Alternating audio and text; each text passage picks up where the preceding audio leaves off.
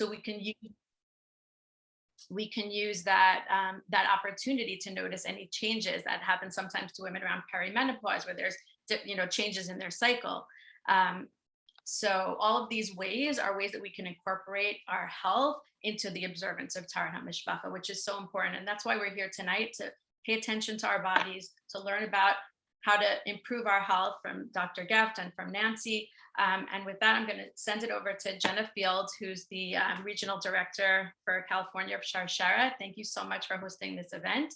And hopefully through combining our health together with observance, we can fulfill what we say in the Tefillah of Nishmat, Kol atzmotai tomarna Hashem mi kamocha. With all of my limbs, I will proclaim Hashem, who is like you. Hashem wants us to serve him with a healthy body and with a healthy soul. So now I turn it over to you, Jenna. Thank you. Thank you, Jordana, for those inspiring words. And this theme tonight, you'll hear from all of us as speakers about being in touch with your body, knowing what's right, what feels right, and what's different, and also educating yourself about your family history and what preventative measures you can take to address your risk for breast cancer and other cancers that Atara will go into later. And one of the ways that we can to feel empowered and get ahead of what can be a very difficult disease for so many people that we love is by knowing our genetic history, our family history, and learning about whether or not we have a family history that might predispose us to a genetic mutation. So we're going to hear next from Nancy Schiff. Nancy is what we call a previvor. So she's someone who learned that she was BRCA positive and took very brave steps recently to help reduce her risk. So Nancy is the EULA Girls Administrator, and this is the second time she's sharing her story so generously with the Sharsheret community. The first time she did was just a few months ago at the Sharsheret Pink Day at EULA Girls. So Nancy, thank you so much for sharing with all of us. Sure, thank you. I did share with the EULA Girls, and it was quite special. But I've been asked tonight to share my personal story with you. And I do have the BRCA2 gene. BRCA, as I found out, the BR stands for breast and the CA stands for cancer. So BRCA stands for breast cancer, and it's part of your DNA, which is your genetic code. This gene, just like your eye color, your hair color, is passed down from one generation to another, which means my parents passed this gene to me. You can have breast cancer without the BRCA gene, but I just popped in view here, so okay. the BRCA gene, but 1 in 40 Ashkenazi women have this BRCA gene, which is actually quite a large number. And if you have the BRCA gene, you have about a 70% chance of developing breast cancer in your lifetime. And it doesn't go down as you get older. That stays the same. You also have around a 20% chance of getting ovarian cancer, and your chances of pancreatic and melanoma also increase.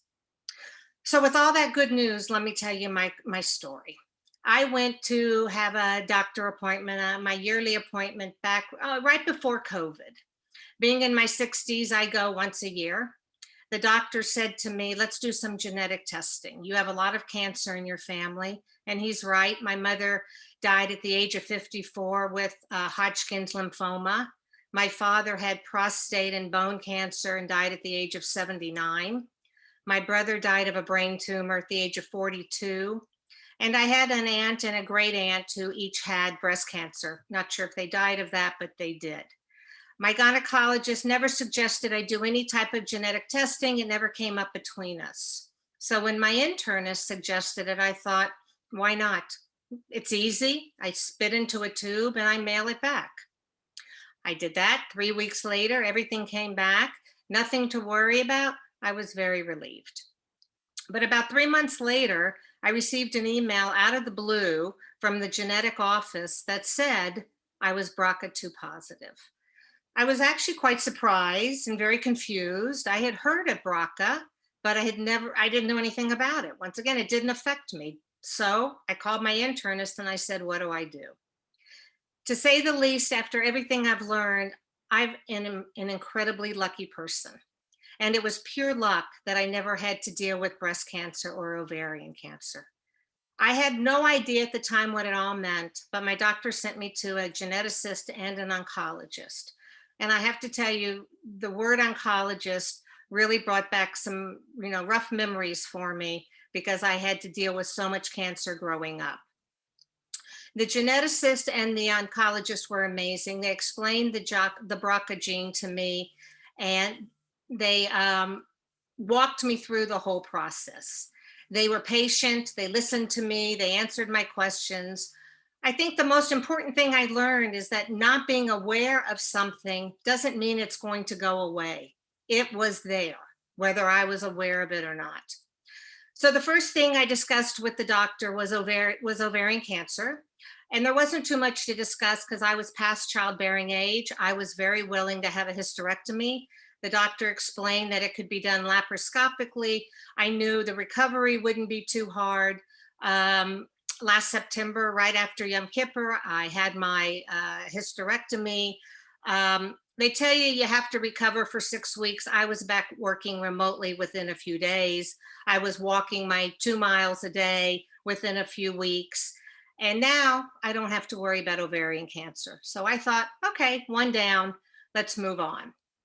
And by the way, if you're young, you don't have to be this drastic. You just need to talk to your doctor about it. They can explain your options. But as far as the breast, that was a different story.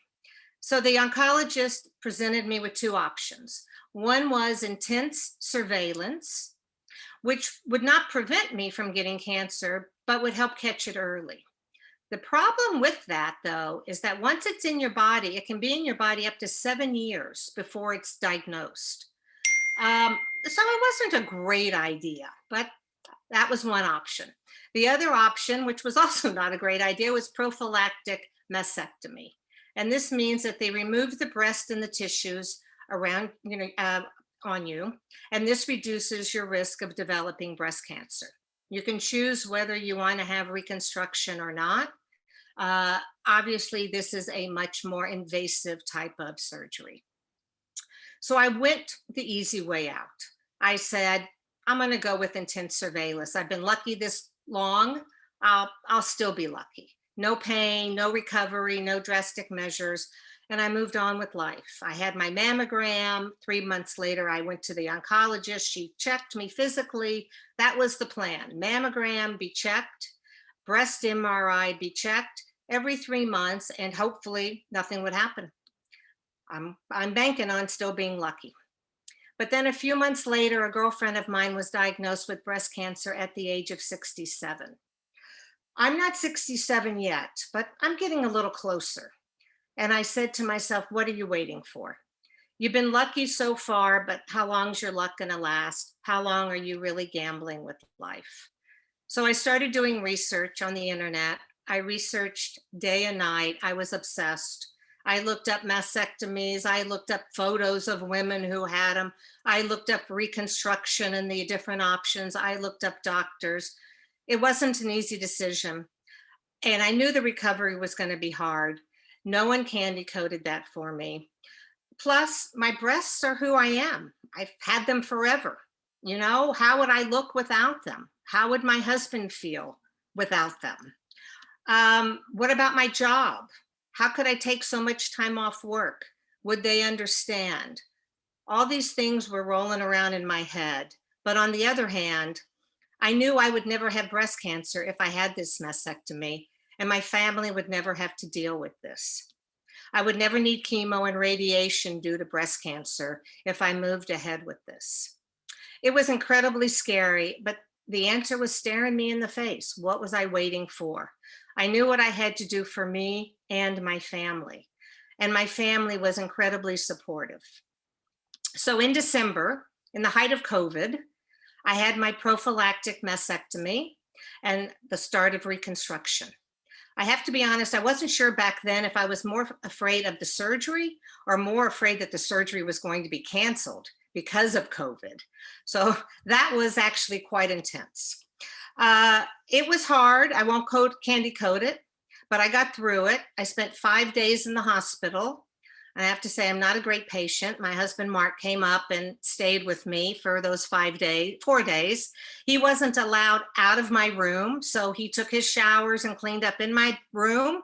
He ate my hospital food, which I really wasn't interested in, but he was there to support me through this. I had 2 weeks of pretty bad discomfort, but today I can hardly remember it. I was back working remotely right after those 2 weeks. So all my worries about work, it was fine. I was back walking my 2 miles within 4 weeks. And I can honestly say, I'm so glad it's done. The community was amazing. My husband and I had meals for a month. Our friends reached out to him, reached out to me, took care of us. We were very thankful for that. So I'm not saying as a woman you need to do what I did, because it was intense. Everybody must make their own decision. But what I'm saying is knowledge is power. That's the most important thing I learned. You need to know your own body. Take advantage of the technology today and go be checked. Go to your doctor, prioritize your health. You might not have to make tough decisions in life, and I hope you don't, but you also might. So you need to know what's there and don't just rely on luck. And that's really where Sharsheret came in for me. I had heard of Sharsheret, but back then they weren't for me. What did I need them for? I didn't know much about them, but just it wasn't a priority for me. But when I needed them and I called, they were there for me. They helped me prepare for the mastectomy. They gave me information. They know doctors. They hooked me up with people in a lady in the community who was very helpful. She had used my doctor. It's just a great network to be a part of. So if you remember that I said this BRCA gene is passed down from your DNA, I have 3 boys, and now they have all been tested. One of them is negative. Unfortunately, the other 2 are positive. They're okay. They're strong men, and they will get through this. They will have to check their own children someday, and they will have to make this a priority in their life. But I know they will be fine. And it's most important that they know it now. So if I can come back to anything, I'm going to come back to knowledge is power. That's why I was willing to share this personal story with you. If I can help just one of you or more, it's all worth it. I was lucky, not everybody will be. Don't wait, but take control of your life. You be in control, not cancer. Be your own advocate. And if you ever want to reach out to me, please do. I'm there to talk. Thank you. Thank you, Nancy, so much for sharing your story. And many of you know that Sharsheret means chain in Hebrew, with the idea that we're all links in a chain supporting one another. And I truly believe that every time someone gets up and shares something that is so personal, like you just did, Nancy, that your actions and your speaking up, the impact will reverberate today and years to come. We will remember what you went through, and it may influence people on this call and so many others through the Sharsheret chain. I know when people hear a story like Nancy, your mind kind of whirls in your head and you think, oh my goodness, do I need to get genetic testing tomorrow? What does this mean for me and my family? And I just want to spend just a few minutes addressing those concerns with all of you. And then I want you to know from the beginning, Sharsheret has a genetic counselor on staff who offers free consultations, no health insurance. All you have to do is schedule a phone call, and she'll talk with you about your family history and whether genetic testing is right for you. It's a very personal decision. And, obviously it can have an impact, the information. But as Nancy said, knowledge is power. And to be able to get that test, if you find out you're positive, and to do something about it can be a really empowering experience. So a few things I just want to address. So one is, when we say 1 in 40 Ashkenazi Jews are carriers of the BRCA mutation, we mean men and women. You can get BRCA from your dad. You might not even have a family history because it's only come through the men, and maybe it's popped up only through prostate cancer or melanoma, and it's never occurred to your family that there's a connection to breast and ovarian cancer. So the first thing I want to say is have the talk with your family about your medical history. I'm going to give you, after I talk, our signs and symptoms card, which includes all the information on BRCA. Talk with your family about prostate cancer, pancreatic cancer, melanoma, male breast cancer, and put together that family tree and see if maybe there's something there. And if there is, consider genetic testing. Talk to a genetic counselor, whether it's someone at Sharsheret or maybe through one of our incredible healthcare providers here in Los Angeles, and consider taking that test. If you do take that test and you test positive, prophylactic surgery is an option for you, but there's also surveillance where you go in for mammograms, ultrasounds, MRIs on an ongoing basis just to keep watch over your body. If you test negative, and maybe there are people on this call who have tested negative for BRCA, I do want to share that BRCA is not the only mutation that you could carry. If you have a family history and you test negative, there are other mutations as well that you might be a carrier of. And some of those mutations that are very common are CHEK2, PALB2, ATM, Lynch syndrome. Maybe you've heard of those, maybe you haven't. The amazing thing about science now is there's been so many advances in genetic testing that when you get a test, you can take a panel of 40 or 50 or 60 mutations, depending on what company you go with. And that's why it's so important to connect with a genetic counselor before you take a test. There are ways to take tests without going through a genetic counselor, but finding the right test for you can make a difference in terms of outcomes. Nancy had mentioned that your risk is up to an 88% chance of getting breast cancer, and it's up to around a 44% chance of getting ovarian cancer. Even if you test negative for genetic mutation, 1 in 8 women will get diagnosed with breast cancer in their lifetime, and 1 in 72 women will be diagnosed with ovarian cancer. So that's why keeping up with your screenings is important no matter what.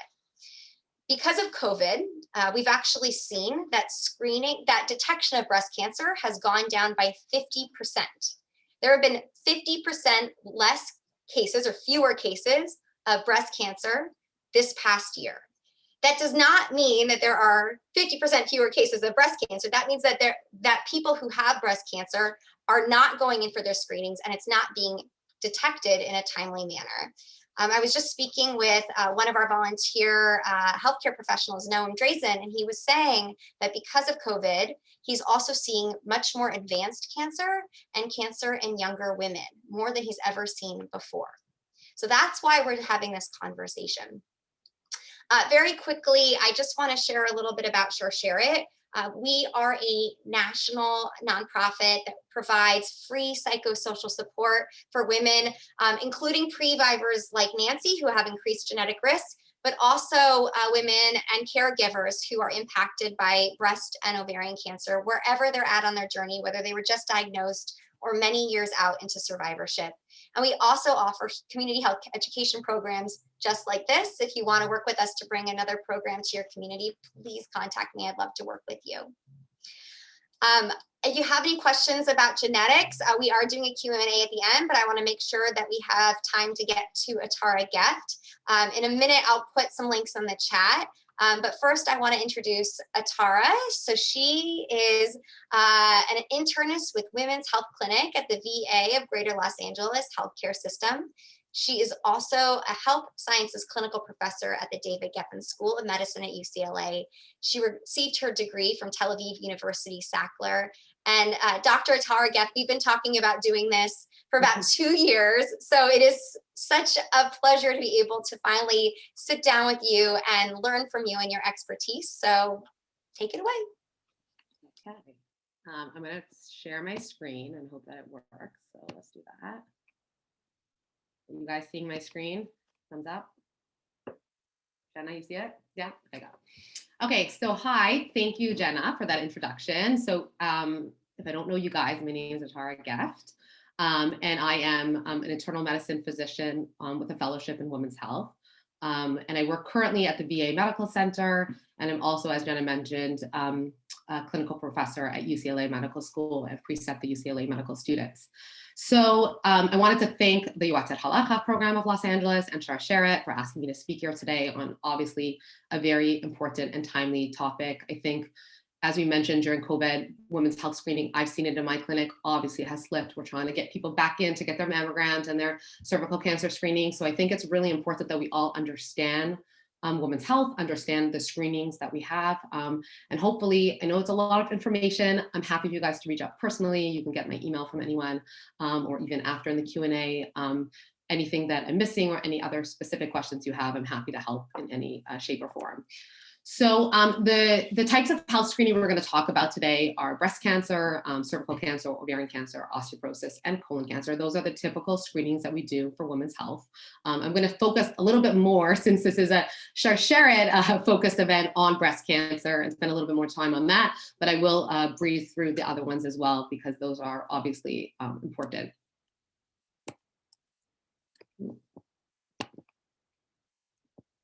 Okay. And I actually, Jenna mentioned this, so thank you. But yes, breast cancer, we see 1 in 8 women will be diagnosed with breast cancer during her lifetime. And it's actually the most common form of cancer in women in the United States. So this is something that women really have to be on top of their breast cancer screening and make sure that they understand, when they need to go, how to follow up, and have all the information available to them. So what could be kind of confusing is there actually are a few different guidelines out there of how you get breast cancer screening, and different healthcare providers and different healthcare centers will use different guidelines. So sometimes you'll see a friend doing something maybe different than you. So I thought briefly I would just go through them really quickly and discuss what are the different guidelines that are available. So the first one I'm going to talk about is the American College of Radiology. That one's like the most straightforward to the beat screening method that they recommend. And they say any woman after the age of 40, they feel that breast cancer incidence increases substantially after the age of 40. And after the age of 40, every woman should get screening every year for breast cancer with screening mammography. And they feel that if that happens, then that affords, I gotta move this down so I can see the slides.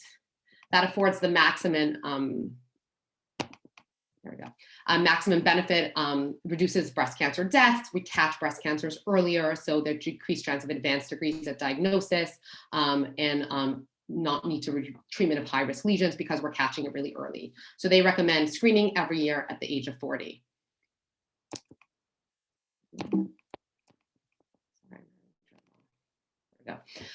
The next one that I'm going to talk about is the USPSTF, which is the U.S. Preventive Service Task Force, which gives a lot of guidelines for many different types of cancers that are out there.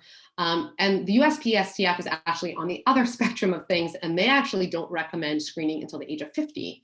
And they recommend screening from 50 to 74, every other year screening, so every 2 years. And if you feel at age 40, they mentioned you can have a discussion with your provider and maybe start screening earlier if you have concerns or risk, and like risk versus benefit, but they feel that really between 50 and 74 should be your screening, and it should be every other year. Most people, this is really more of a lax approach, and I feel like most medical centers usually take a more aggressive approach when it comes to women's health breast cancer screening. And actually the USPSTF is currently updating their protocol and their recommendations, so we'll see what they come back with.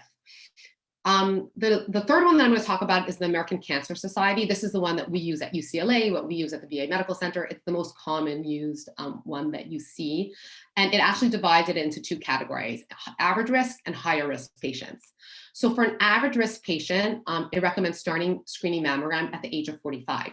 It does say, and I do this with my patients, that any woman after the age of 40, you should have a discussion with them. So they should come in, you should say, listen, the recommendations are starting 45, but if you feel, you have some remote family history, you feel strongly you have large breasts, you have a hard time doing self-exams, whatever it is, and you want to start at age 40, that's sort of the choice of the patient and the healthcare provider. But then moving forward after 45, they recommend from 45 to 54 screening mammograms every year. And then moving on from age 55 and older, screening mammograms every other year, as long as their mammograms are coming back normal or the breast tissue isn't that dense, which we'll go into a minute because I know probably people have questions about breast density. But then 55 and older can be every other year. And they don't give a cutoff like USPSTF. They just recommend, depends on the woman. If she's in good health, I have 85-year-olds that are sprite and healthy and very active, and they continue to get yearly or every other year mammograms. We sort of say if their expected life expectancy is more than 10 years, they should continue still getting screening mammograms. The second category for the American Cancer Society is the higher risk individuals. And Nancy was speaking about this a little bit previously, but these are people that have a lifetime risk of breast cancer of over 20 to 25%. And we do this using these with genetic counselors, like Jenna spoke about, these assessment tools based on family history, based on genetics, and to say that these people are categorized as higher risk patients. And a higher risk patient is supposed to get both a mammogram and an MRI every year, and usually we divide it every 6 months. So they'll get an MRI every 6 months, and I think Nancy mentioned it, and 6 months later they'll get a mammogram. We watch them really, really closely. And these higher risk patients are, and this was already kind of mentioned, people with the BRCA1, BRCA2 gene mutation. There are a lot of people that have, let's say, like a strong family history of breast cancer in multiple relatives, but for whatever reason, they don't want to get genetic testing or they don't feel comfortable, they could still be recommended to be in that high risk category and continue with higher risk screening. Anyone who's had radiation to the chest between the ages of 10 and 30. And like Jenna mentioned, there are a bunch of other syndromes mentioned below that can increase your risk of breast cancer and other cancers, and therefore they would be in the higher risk category, and they would be getting mammograms and MRI every year. So now to just discuss a little bit the types of procedures that we do when we talk about screening mammograms, diagnostic mammograms, all these terminologies that are thrown out there. So a screening mammogram, which is what we're talking about when we mentioned all these different guidelines, is performed on an asymptomatic patient who comes in to look for a hidden breast cancer.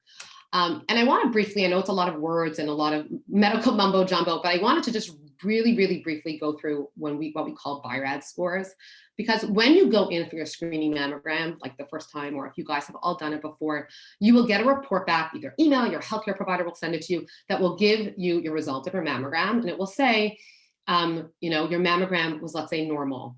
And then in the bottom, it will give you a Birad score. Usually normal mammograms are Birads 1 or 2, meaning they're negative, they're benign, there's no concern, and then you just continue with routine screening as mentioned in the guidelines before. A lot of times, and this happens all the time, and that's why I think it's really important to emphasize, you will go for a screening mammogram and it will come back and say you need to either repeat the imaging or come back for another imaging in 6 months. Those happen all the time. And they're Birad 0, which means either some area of the breast was obscure, it was some tissue that they're not used to. A lot of times on your first time you ever go for a mammogram, everyone has a little bit of a different breast tissue. And if they don't have previous imaging, or you go to a different mammographer who's never seen your imaging before, they'll see an area and they'll be like, just come back, I want to do some additional imaging of that area. Happens all the time with patients. My patients get very freaked out about it, but it's a very common thing and nothing that you should be too concerned about. Just go back in for that additional testing. Also Birad 3, same thing. They see something on your breast, it really doesn't look too suspicious. They're not very concerned, but they don't want to wait the 1 or 2 years to repeat it. And they'll bring you back usually in about 6 months, and they'll say, come back in 6 months, let's repeat it.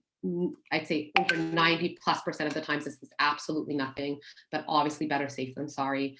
And then obviously when you get the more Birads 4, 5, and 6, those higher ones are more suspicious, and usually you have to go for a biopsy or more aggressive evaluation of what those lesions are. But if you go for your screening mammogram and it comes back that you need to repeat imaging, that's very, very common.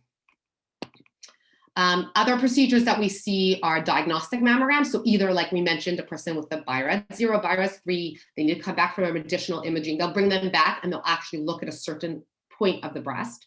And that's called a diagnostic mammogram, or take certain additional imaging of that breast. And usually that goes hand in hand with a diagnostic ultrasound, which is basically sound waves. Like a lot of us have had ultrasounds done before, but sound waves on the breast. And mammograms are more x-rays and ultrasounds are ultrasounds. So they kind of look for a little bit of different things. So usually they'll come hand in hand.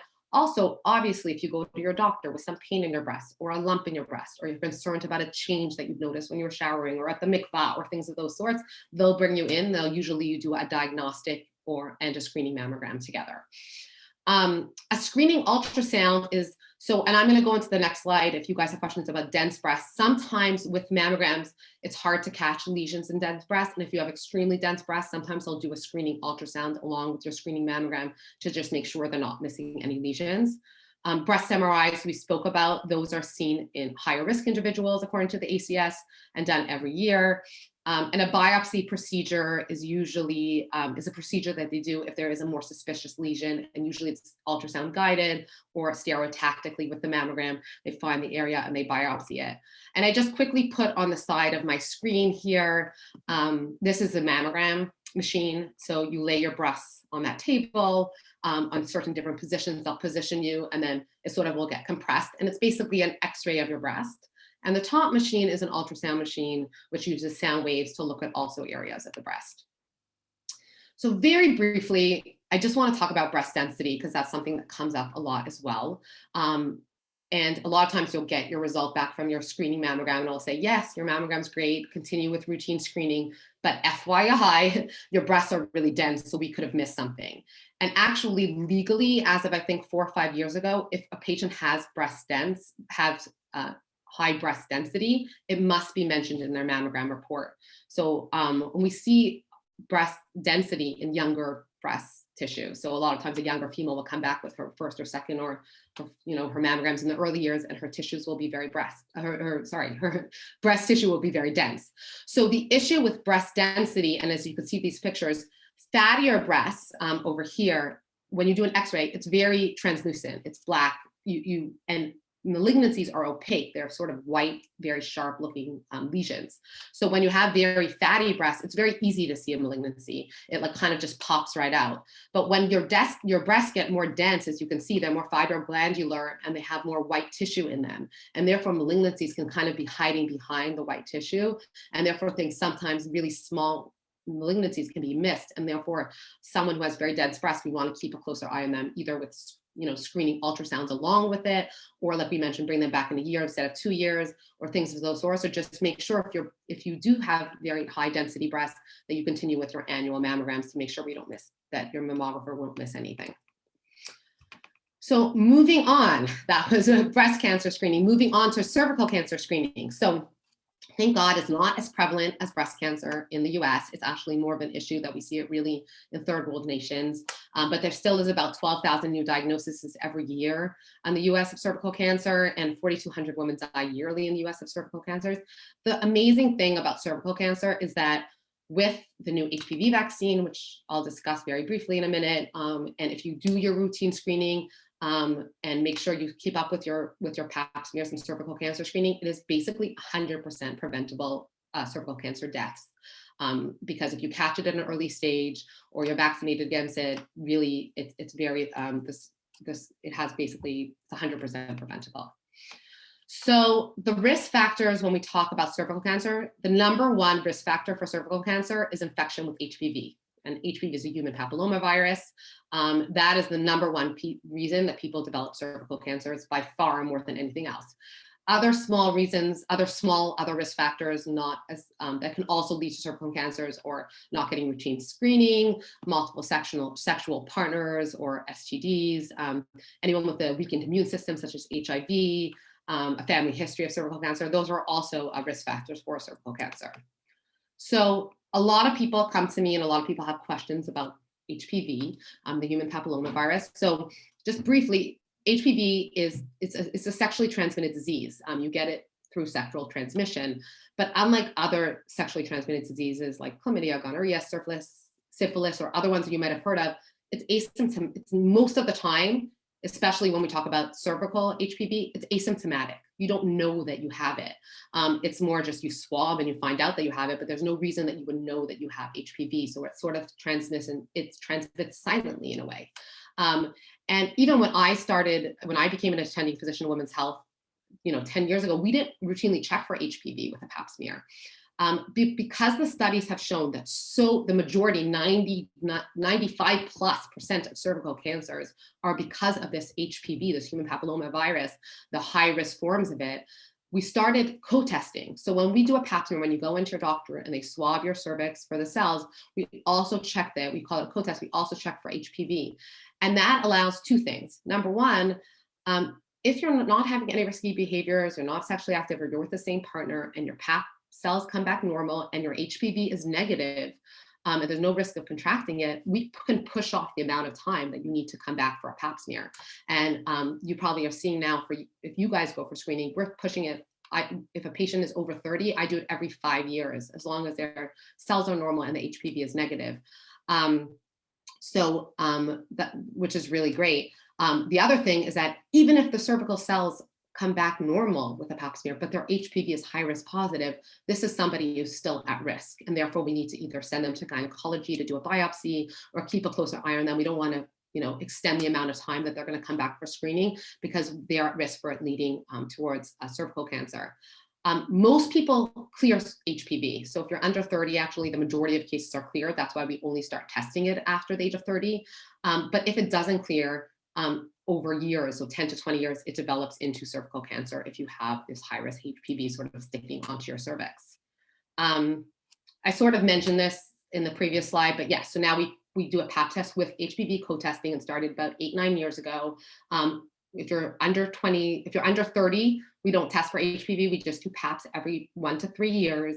And then once you turn 30, we'll do a co-testing. And like I mentioned, if your cytology, which is the cells in your pap, are normal and your HPV is negative, we can extend the amount of time that you need to come back for screening up to 5 years, as long as you're not having any risky, sexual behaviors. If you're 65 and older and have had normal pap smears, you do not need to continue to get back pap smears, so we can discontinue the screening, as well as if you've had a total hysterectomy. And the reason behind it was due to, let's say, fibroids or heavy bleeding, but nothing to do with abnormal cells on your cervix, then you can also, you don't need to come back for screening. This is a super busy slide, but I just wanted to show you how complex the issue is. This is what we developed at our medical center. And basically, like we mentioned, you come in, this is the algorithm we use, you come in for a PAP.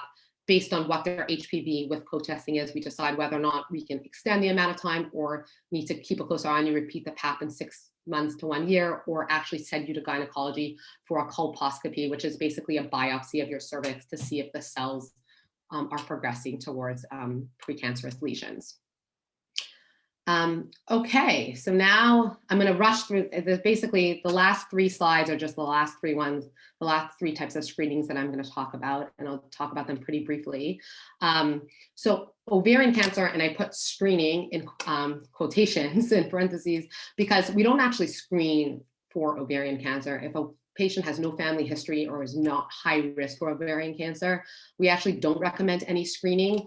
And the reason behind that is the screening methods that we use for ovarian cancer are, we do 2 things, which is on the bottom of the slide here. We do a tumor marker called the CA-125, and we also do pelvic ultrasounds. Both of those testings are very non-specific. We see elevations of CA-125 with ovarian cancer, but we see it with endometriosis and a lot of other diseases that we see, as well as pelvic ultrasounds can be very non-specific as well. Oh, sorry. So therefore, if you're not at high risk, you don't have a family history, we don't really recommend screening unless you have a symptoms or reason that we think you need to get testing. Women that have higher risks for ovarian cancer, whether they have the BRCA mutation with Jenna and that Jenna spoke about earlier, you have syndromes that put you at high risk for ovarian cancer, such as Lynch syndromes or other syndromes or mutations that can come up. Or like I mentioned, if you have a family history, but for some reason you don't have genetic testing or don't have genetic testing available, we do recommend that. And usually we recommend screening 5 to 10 years earlier than the age of your youngest family member when they were diagnosed, or start screening around age 30 to 35. And the screening we do for these higher risk individuals are yearly CA-125 tumor markers and pelvic ultrasounds every 6 to 12 months. Next is osteoporosis screening. So that's sort of weakening of the bone that can lead to fractures and things of those sorts. And we see that as women get older in age. And the USPSTF recommends starting screening at age 65. And how we do it is with something called a Dexa bone scan, is where we do this sort of imaging of your entire skeletal system, and you come back with a T-score, and the T-score is either normal bone density, which is -1 and above, or you can have something called osteopenia, which means your bones are weakening on the way to osteoporosis, or osteoporosis means you have very weakened bones. If you really have really normal bone density, you can just repeat it in 15 years. We keep probably 3 to 5 year closer follow-up on patients that have either moderate to severe osteopenia or osteoporosis.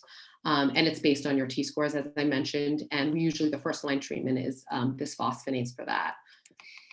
And lastly, my last slide is colon cancer screening guidelines. That's obviously done in male and females. And the USPSTF recommends starting actually this month, like literally a week ago, an article came out that they're actually changing the recommendation. It used to be 50 to 75 years, but they're actually starting now at 45 for colorectal cancer screening. And we do it to 75 years. And then above from 76 to 85, same as what I talked about with breast cancer, according to the ACS, based on like their quality of life, their you know, the amount, like, you know, you take an assessment of your patient and whether or not you think the risk, the benefit outweighs the risk of continuing colon cancer screening from 76 to 85. And the types of screening that are available, the most common ones are either a FIT test, which is a stool test that it's sort of a little test tube where you take a specimen of your feces and send it back to the lab, and it looks for microscopic blood. And if that comes back positive, we'll usually send you to a colonoscopy, which is another option that you can get starting from the age, as of age 45 now, where basically they put a camera up your colon and look for any suspicious lesions. And if that comes back positive, if that comes back negative, sorry, and it's all clear, then you can get that every 10 years. Other less commons are like CT colonoscopies every 5 years, or flex sig, which is looks at a smaller area of your colon, which we could do every 5 years. So those are what we do in my practice at Women's Health, and those are the women's health screenings that we recommend for us as females. And like we went through breast cancer, cervical cancer, ovarian cancer for the higher risk individuals, osteoporosis screening, and colon cancer screening. So I hope that was informative to you guys. Thank you so much, Dr. Atara-Guest. If anybody has any questions, you can feel free to type them now into the chat to Dr. Guest or to Jenna Fields. And I have some questions here if nobody has any immediate questions. Okay, so I guess I'll ask a question that I get frequently as a high school educator. I also teach at UA Girls. Sometimes parents will be chatting with me about women's health, and they will ask about the HPV vaccine.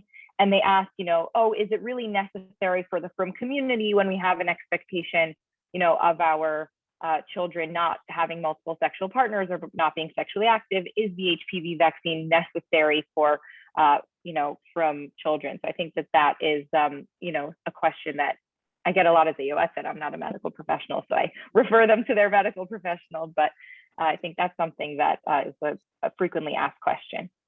Yeah, so I mean, obviously I'm going to come from a medical perspective that I think that we should get it. Listen, you don't know what, like I said, HPV is asymptomatic. It's not like other sexually transmitted diseases where like you would know that you had it. And it's so easily preventative of cervical cancer. Like you get this vaccine, it's preventative cervical cancer. Yes, I agree. In the religious world, we have less sexual partners. We have less risky sexual behaviors. But I do think if there's something that can prevent against cancer, and there is, you know, there people do sometimes have multiple partners, whether it's divorced, whether, you know, we never really know anyone's complete history. And it's a very like, you know, it's a safe vaccine. It's been studied for many, many, many years. Unlike people have this freak out about COVID and it's new. I mean, this is the vaccine we've had for a long time.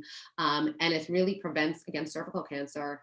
And we do recommend giving it in children at a young age. We actually, you know, before they're sexually active, so that there will never be at risk for developing cervical cancer.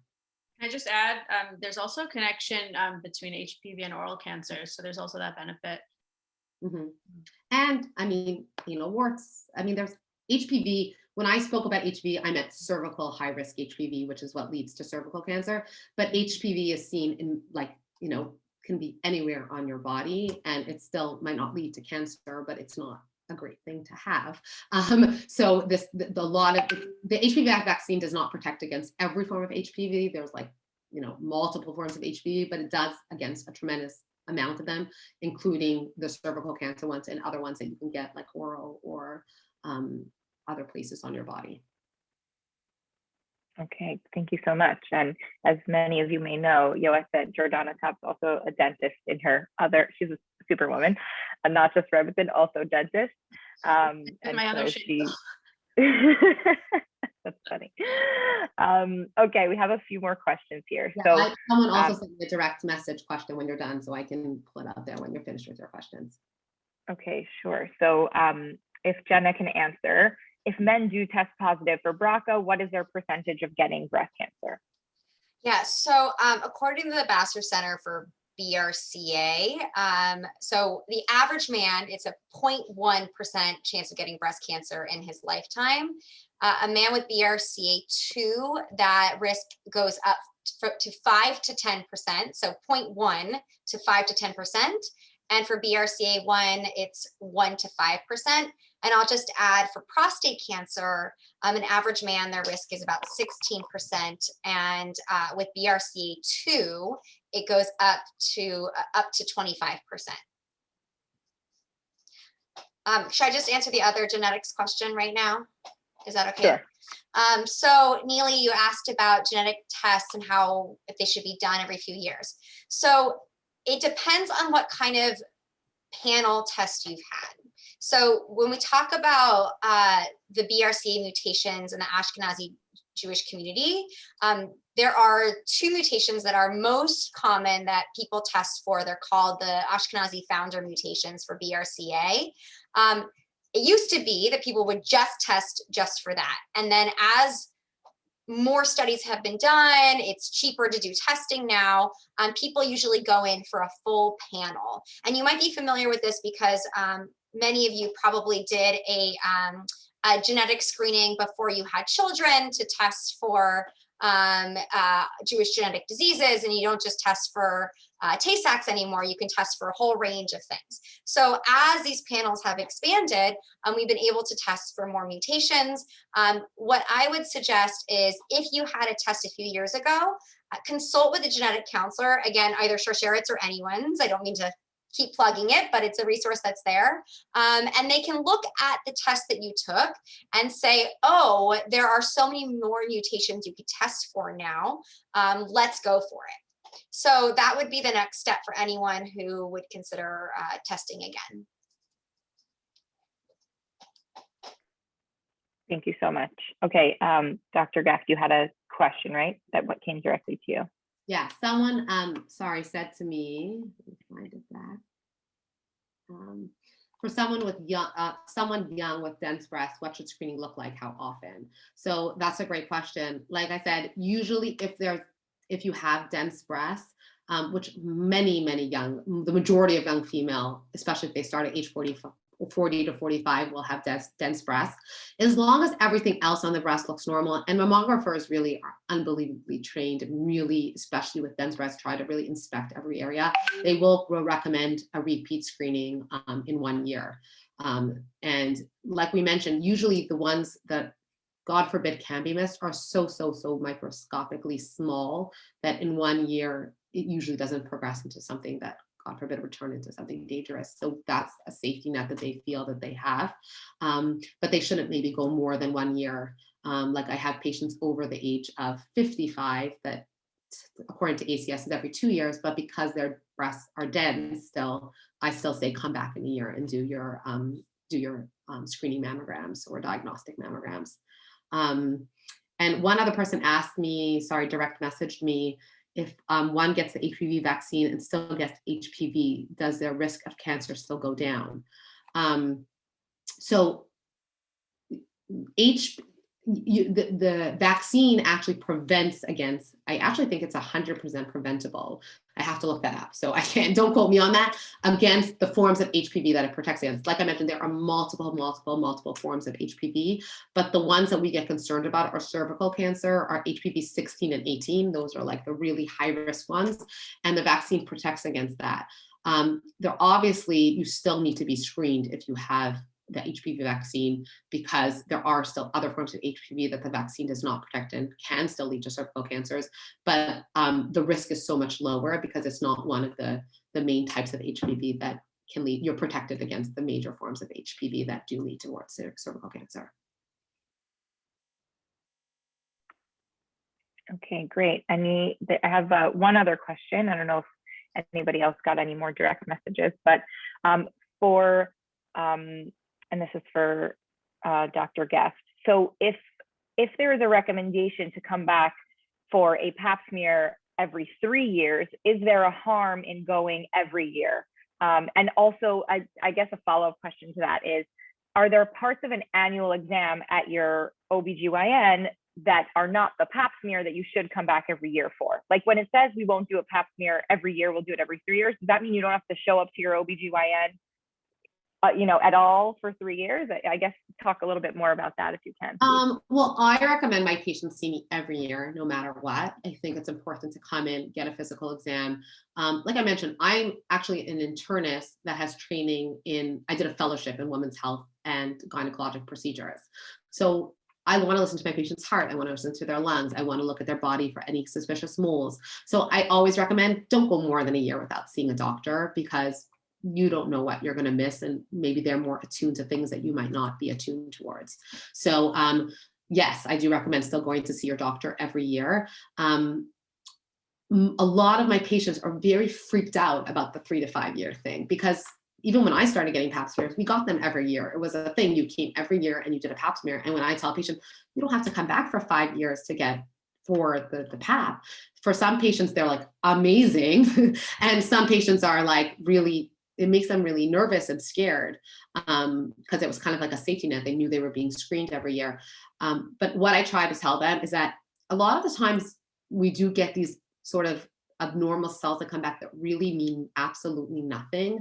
And because there are certain guidelines we follow, sometimes we'll have to send them to gynecology or do a certain procedure on their cervix, especially if they have a very young cervix.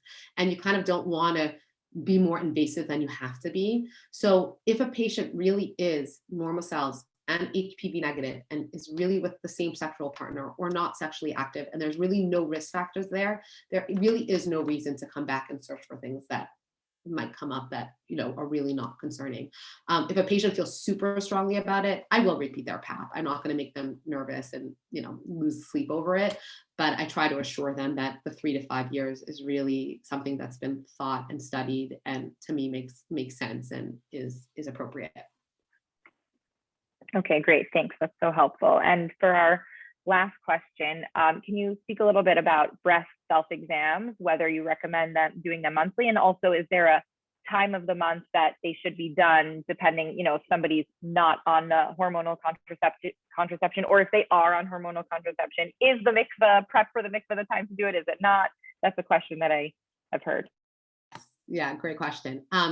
So like guidelines are always changing. I mean, like I said before, like when I started as a women's health attending, like almost 10 years ago, or when I was in training at Cedars, we always did clinical breast exams, CBEs, with ordering diagnostic mammograms. We did clinical breast exams every year at every appointment. And we recommended doing monthly self breast exams. That was what is in the guidelines. I think in 2017 or 18, the guidelines changed and they no longer recommend both self breast exams or clinical breast exams. So I do not, unless a patient comes in saying, I have pain, I have a lump or bump, I do not do a clinical breast exam on a patient. I just send them for screening mammography. And I think the reason behind that was that our breasts are always changing. Like when you mentioned hormones or monthly or periods or being contraceptives, especially on younger breasts, we have a lot of we call it fibroglandular tissue. And there are sort of like, and I'm sure some of you, even when you've felt your own breast, you'll feel a bump that comes up certain times a month, but then goes down. And this is very common, and those are not concerning or scary or need to be biopsied or even necessarily ultrasounded. And I think that people were coming in with, like I said, we were being too invasive. People were coming in with things, we were giving more additional radiation to patients, more additional procedures to patients, biopsies for patients that are things that weren't necessarily as important. And therefore the guidelines changed to not recommend self breast exams or clinical breast exams at this time, unless you have a suspicious lesion. Now, I think as a female, you should know your own breasts. You should feel your own breasts. Your partner should, maybe even know your breasts, you know what I mean? Because yes, you should be able to feel if something feels different or something feels off. You need to come to your provider and let them know that something feels off. And a lot of times, like I think Dr. Jordana mentioned, in the mikvah, people can check it. They know they're alone, they're in the shower, they're cleaning themselves and things of those sorts. So I do think you should officially know your breast and notice if there's changes in a breast, but they don't actually recommend self or clinical breast exams to detect for breast cancer at this point. Great, thank you so much. And I know I'm going to hand it over to Jenna Fields right before we finish, but I know that the Sharsheret breast cancer signs and symptoms card doesn't just talk about touch, but also signs and symptoms that you visually can see that indicate that you do need to see your doctor. So that definitely, I guess, fits in with that. So thank you so much to Dr. Atara Guest for that presentation. That was amazing, and the Q&A I think is always really helpful and always an important aspect of an event like this. So before we close, Jenna, if you'd like to say a few words on behalf of Sharsheret. Yeah, I just want to reiterate Atara's point about knowing your own body. And if you put off appointments this past year, please take the time this week to call your doctors and schedule an appointment. If something doesn't feel right, it might not be anything, but it's better to ask than to not. And that's what your healthcare providers are there for. There are also free resources in Los Angeles to get a mammogram and a pap smear if finances are an issue, or if you know anyone where finances are an issue. And Sharsheret is here for you to provide support should anything come up. We are here to guide you for you and your loved ones. So please don't hesitate to contact us. I put, again, the signs and symptoms card in the chat, as well as the link to reach out to us to speak with our genetic counselor or anything you might need. And thank you for having us tonight. Thank you so much, Jenna. Really, again, like I said, this connection between the Yoatzot Halacha and Sharsheret is a really natural connection. And I'm really glad we've done this event. It's really been incredible to hear the personal side from Nancy. Thank you so much, Nancy, for bravely sharing your story. I've heard it before, and hearing it again, even more powerful and more impactful in a group of women. So thank you.